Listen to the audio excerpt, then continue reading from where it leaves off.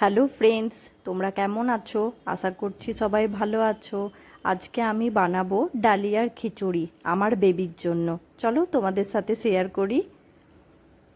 এটা হচ্ছে ডালিয়া, নিয়েছি আমি 1 চামচ। এখানে মুগ ডাল এবং মসুর ডাল আছে, দুটো মিলিয়ে 1-1.5 চামচ মতো নিয়েছি। হ্যাঁ, আমার বেবি 1.5 বছরের, তো তার জন্য আমি ওই পরিমাপ মতোই করেছি। তোমাদের বেবি যেরকম হবে সেরকম করো, 6 মান্থস প্লাসেই এটা তোমরা খাওয়াতে পারো। এখানে ভেজিটেবল নিয়েছি, আমি কিছু কাট করে নিয়েছি। আলু নিয়েছি, গাজর কুচি, লাউ কুচি, কুমড়ো কুচি এবং বিটস কুচি। তোমরা এখানে যদি তোমাদের কাছে বিনস থাকে তো বিনস ইউজ করতে পারো, বা আরও কিছু যদি ভেজিটেবল অ্যাড করতে চাও সেখানেও তোমরা এগুলো অ্যাড করতে পারো।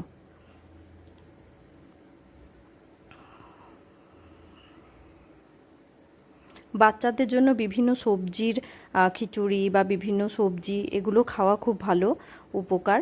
তো ডালিয়ার খিচুড়ি খুব হেলদি একটা মানে ফুড, যেটা তোমরা মোটামুটি সপ্তাহে 2 দিন বা 3 দিন দিতেই পারো টেস্ট বদলানোর জন্য।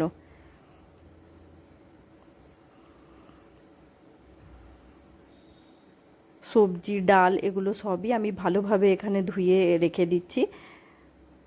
একটু মুগ মসুর এবং ডালিয়াটা মোটামুটি 10 মিনিট মতো একটু ভিজিয়ে নিলে ওটা একটু ফেপে যায়, তো যেটা বাচ্চার হজমের ক্ষেত্রেও খুব ভালো মানে কাজ করে। তো তোমরাও করার আগে একটু ভিজিয়ে রেখে দেবে।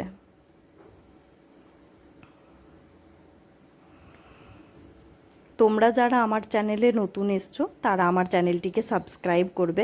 ভিডিওটি ভালো লাগলে লাইক করো, কমেন্ট করো, শেয়ার করো। এবং এই ধরনের বাচ্চাদের খাওয়া বা অন্য কুকিং ভিডিও বা বিভিন্ন ধরনের ভিডিও ডেলি ব্লগের মতো যদি তোমরা চাও তো আমাকে প্লিজ কমেন্টে জানিও। এখানে আমরা সব এগুলো ধুয়ে রেডি করে নিলাম। এবার এখানে আমি প্রেসার কুকারটা চাপিয়ে দিয়েছি ইন্ডাকশানে। প্রথমেই একটু ঘি দিয়ে দেবো। ঘি হেলদিও এবং বাচ্চাদের খাবারের টেস্টও একটু বৃদ্ধি করে। তো বেশিরভাগ খাবারেই, বাচ্চাদের খাবারই চেষ্টা করবে একটু করে ঘি অ্যাড করার। এখানে আমি ডালিয়া এগুলো সবই দিয়ে দিচ্ছি, একটু ঘি দিয়ে ভেজে নেব, তাতে সেন্ট খুব সুন্দর হয় এবং টেস্টও খুব সুন্দর হয়। সমস্ত সবজিও আমি এখানে দিয়ে দিলাম, ভালো করে একটু নেড়ে নেব, মানে ঘিয়ের সাথেই মাখিয়ে নেব।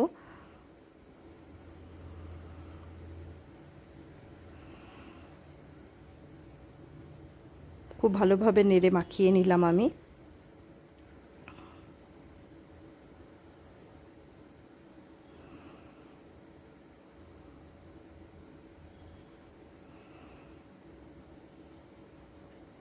তারপরে আমি এখানে জল দিয়ে দিলাম, পরিমাণ মতো জল দেবে। আমার বাচ্চা খুব একটা খেতে চায় না, যার জন্য আমি এখানে খালি নুন আর হলুদ এই দুটোই পরিমাণ মতো দিলাম। তোমরা যারা মানে 1.5 বছরের 1 বছরের ওপরে বেবিদের জন্য জিরে, ধনে, তারপরে তোমরা আদা রসুন এই মশলাগুলোও এখানে দিতে পারো। আর 6 মান্থস প্লাস বেবিদের জন্য মানে অ্যাভয়েড করাটাই বেটার। সেক্ষেত্রে শুধু নুন আর হলুদ দিতে পারো। আমি আমার বেবির মানে 1 ইয়ারের আগে আমি নুনও দিতাম না, জাস্ট হলুদ দিয়েই করতাম, কারণ নুন এবং সুগার এই দুটো খুব হানিকারক বাচ্চাদের জন্য। 1 বছরের পরে এগুলো দেওয়া যেতেই পারে।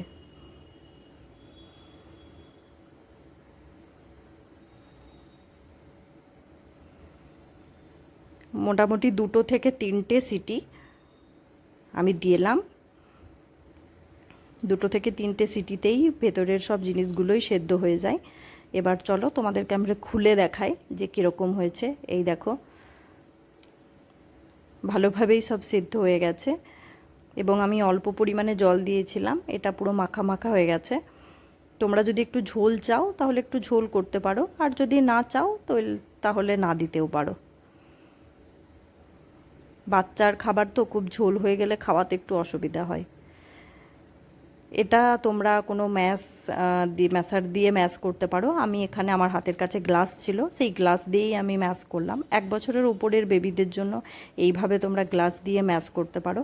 আর যদি 6 মান্থসের ওপরের বেবিদের জন্য খাওয়াতে চাও, সেক্ষেত্রে তোমরা গ্রাইন্ডারে এরকমভাবে মিক্স করে নিতে পারো। আমি এখনও মাঝের মধ্যে এরকম করে মিক্স করেই আমার বেবিকে দিই, বা ওকে ম্যাশ করেও দিই, দুটোই করি। তো তোমরাও যদি চাও তোমরাও করতে পারো।